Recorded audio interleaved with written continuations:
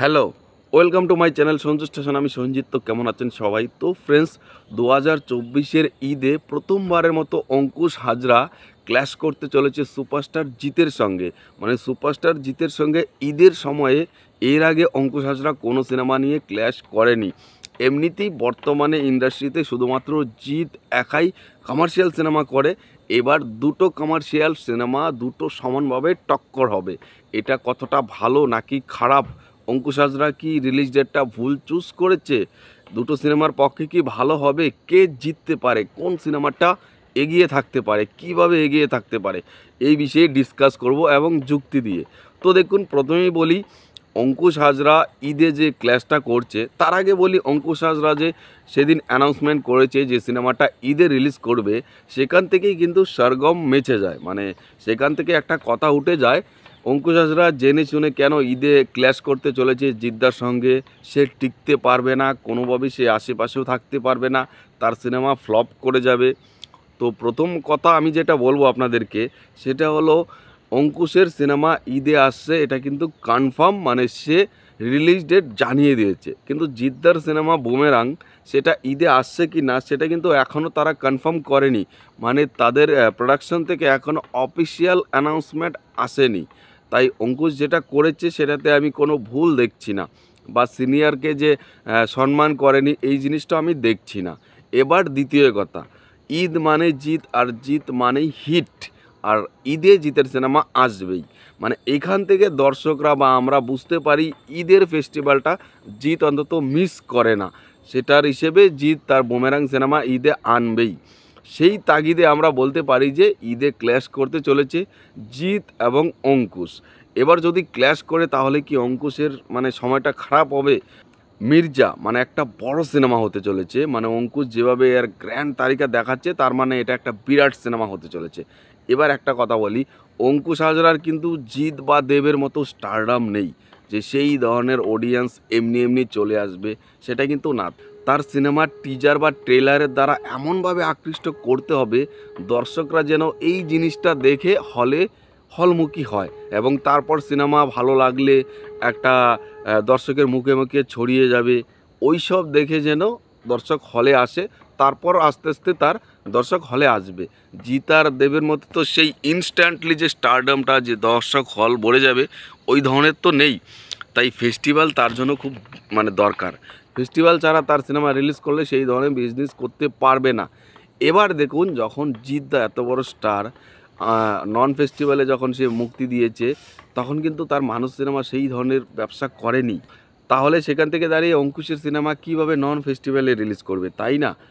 আপনারা যদি ফেস্টিভ্যালগুলো লক্ষ্য করেন তাহলে দেখবেন যে ক্রিস্টমাস কিন্তু দেব নিয়ে নিয়েছে, এটা ফিক্সড হয়ে গেছে। দেব প্রতি বছর কিন্তু একটা করে ডিসেম্বরে ছবি আনবেই। তার পাশাপাশি দুর্গাপুজো তো দেব ছাড়বেই না ভাই, মানে এটা তো ছাড়ার প্রশ্নই আসে না। দেব যখন থেকে ইন্ডাস্ট্রিতে এন্ট্রি নিয়েছে তখন থেকেই সে দুর্গাপুজো খেলছে, তাই দুর্গাপুজো তার 1 নম্বর পজিশনে থাকবে। দুর্গাপুজো ডিসেম্বর দুটো কিন্তু দেবের একদম 100% বুক করা হয়ে গেছে। তাই আপনি দেখুন, দুর্গাপূজায় যদি আসে, দুর্গাপূজায় যদি অঙ্কুশ আসে, তাহলে দুর্গাপূজায় তো ভাই মানে টিকতেই পারবে না। এক তো দেব রয়েছে, পাশাপাশি এইচবিএফ থাকবে 2-3টা সিনেমা নিয়ে, আরও অনেক সিনেমা আসবে। তাই আমি মনে করি ডিসেম্বর বা এই যে দুর্গাপুজো, এই ফেস্টিভ্যালগুলো তাকে তাকে এই দুটো ফেস্টিভ্যাল ছাড়তে হবেই। পাশাপাশি বাকি রইল কি, ঈদ। ঈদে জিদ্দা বুক করে দিয়েছে, তাহলে অঙ্কুশকে সিনেমা মুক্তি করতে পারবে না? মানে অঙ্কুশ যেহেতু সে মানে জিৎ আর দেবের মতো পপুলার স্টার না, তার কোনো একটা নির্দিষ্ট রিলিজ ডেট নেই। তার কারণও কিন্তু তার যে বাংলাতে একটা সিনেমা রিলিজ করবে সেই ডেটটা এখনও পর্যন্ত সে অর্জন করতে পারেনি। তাই অন্যের ডেটে গিয়ে ক্ল্যাশ করতেই হবে। তাই মানে অঙ্কুশকে যে আপনারা জিৎ ফ্যানরা গিয়ে মানে এইসব বাজে জিনিস লিখছেন যে জেনে শুনে সে জিদ্দার সঙ্গে ক্ল্যাশ করতে চলেছে, না, লিখবেন না। আজকে যদি সে জিদ্দার সঙ্গে ক্ল্যাশ না করতো তাহলে দেবদার সঙ্গে ক্ল্যাশ করতে হতো, তখন দেবদার ফ্যানরা এটাই বলতো। তাই বেচারা এখনও পর্যন্ত নির্দিষ্ট একটা সময় ফিক্সড করতে পারেনি। হ্যাঁ, সেও একটা নির্দিষ্ট সময় ফিক্সড করতে পারে, সেটা কি বলুন তো? আমার মন থেকে আমি বলছি, সেটা হলো কালী পুজো। কালী পুজোতে কিন্তু বাংলাতে এখনও কোনো স্টার নির্দিষ্ট কোনো রিলিজ ডেট প্ল্যান করেনি, সেটা অঙ্কুশ করতে পারে। কারণ অঙ্কুশ তার নিজের প্রোডাকশন থেকে যদি এই ধরনের সিনেমা আনে, তাহলে আমি মনে করি অঙ্কুশও একদিন জিতের প্রোডাকশনের মতো বড় নাম সুনাম করতে পারবে। যাই হোক, আমি তো রিলিজ ডেট নিয়ে বলেছি। এবার যদি আমি আপনাদেরকে দুটো সিনেমার মান, গুণগত মানকে এগিয়ে থাকবে এই ধরনের এইসব বিচার করি, তাহলে টিজার ট্রেলার না দেখে তো অ্যাকচুয়ালি বিচার করা যায় না। কিন্তু এখনও পর্যন্ত যে আন্দাজগুলো পাওয়া যাচ্ছে সেগুলো জাস্ট বিচার করি। একটা তো জিৎ এতদিন ধরে মাস সিনেমা করে আসছে, আর জিতের সিনেমার সরঞ্জাম অনেক বেশি, যেটা বাংলায় মানে কারো পক্ষে সম্ভব নয়, এই বাস্তবটা মানতে হবে। আর সেটা ঈদের যদি ফেস্টিভ্যালে হয়, ঈদ মানে জিৎ, জিৎ মানে হিট, এই ট্যাগটা তো অলরেডি পড়েই আছে। এবার জিৎ বুমেরাঙে যেটা করছে, হলিউড থেকে টেকনোলজি ব্যবহার করছে।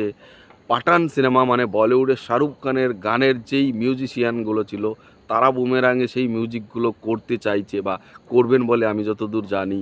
জিতের বিপরীতে প্রথমবার রুক্মিণী মৈত্র কাজ করতে চলেছে। সুপার বাইক নির্মাণ করা হয়েছে। জিৎ প্রথমবার সায়েন্টিস্টের ভূমিকায় কাজ করতে চলেছে। সৌভিক কুণ্ডু জিৎ প্রথমবার কাজ করতে চলেছে। তো অনেক বড় অনেক ব্যাপার রয়েছে, তাই এই সিনেমার হাইপটা অনেকটাই বেশি। এই তুলনায় কোথাও গিয়ে অনেকটাই হাইপ কম কিন্তু মির্জার। মানে আপনি যদি মানে বাস্তব বুঝেন, তাহলে জিৎ মানে যদি 100% হয়, তাহলে মির্জা 20%।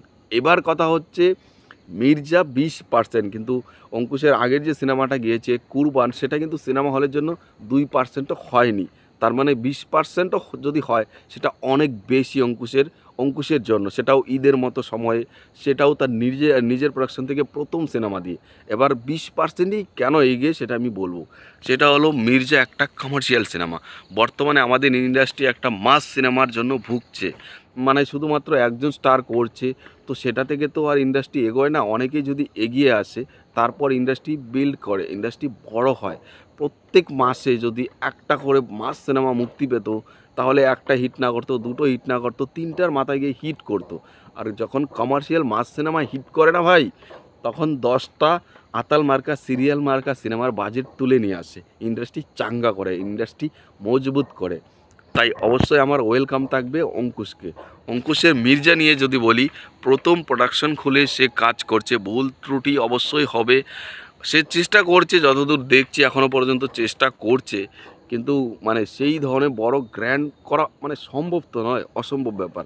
প্রথমবার করছে, তাকে অনেক কিছু বুঝতে হবে, অনেক টেকনিশিয়ান কাজগুলো বুঝতে হবে, কোনটা কোন দিকে করলে কোনটা কোন দিকে ভালো হবে, এখনও পর্যন্ত সেই লেভেলের চেনও হয়নি। তো সে প্রথমবার কাজ করছে, আমরা খালি এটার দিকেই তাকাবো, তার গল্পটার দিকে। মির্জার গল্পটা যেন ভালো হয়, গল্প ভালো হলে সব কিছুই না মেনে নেওয়া যাবে। টুকটাক এদিক ওদিক যদি ভুল ত্রুটি থাকে তাহলে মেনে নেওয়া যাবে, গল্পটা ভালো হওয়া চাই। আদারওয়াইজ মির্জারও একটা হাইপ রয়েছে, মানে নেই যে বলবো না, মির্জারও একটা হাইপ রয়েছে, যখন প্রথম থেকেই রিলিজ ডেট অ্যানাউন্সমেন্ট করা হয়েছিল। তো দেখা যাক, আশা করছি অঙ্কুশ ও জিদ্দার সঙ্গে পাল্লা নিয়ে আমার মনে হয় ভালোই করেছে, খারাপ করেনি। আমি কেন বলছি, কারণ সে যদি অন্য সময় রিলিজ করতো, তাহলে তার মির্জা এতটা হাইপ থাকতো না। জিদ্দার সঙ্গে ক্ল্যাশ করলে এটা আলাদা একটা হাইপ বেড়ে যায়।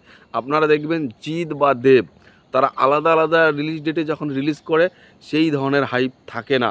যখন একসঙ্গে ক্ল্যাশ করে, তখনই ভাই পুরো হাইপ একদম মানে মাথায় আকাশ পড়ে ভেঙে যায়, আর এত হাইপ উঠে যায়। আর আমি বলছি যে ঈদের ফেস্টিভ্যালে দুটো বাংলা সিনেমা কেন চলতে পারে না? আমরা তো দেখেছি রাবণ কিশমিশ দুটোই তো চলেছে, তাহলে কেন চলতে পারে না? আমার মনে হয় চলবে। অঙ্কুশের একা সময়ে রিলিজ করে যে টাকা তুলবে, তার থেকে বেশিই তুলতে পারবে মির্জা। আর জিৎ তো ঈদে, বুঝতেই পারছেন। তো এইটুকু, আপনাদের কি মনে হয় এই ক্যালকুলেশন, আপনাদের কি মনে হয় সমস্ত কমেন্টে জানান, আমি পড়ব। টাটা।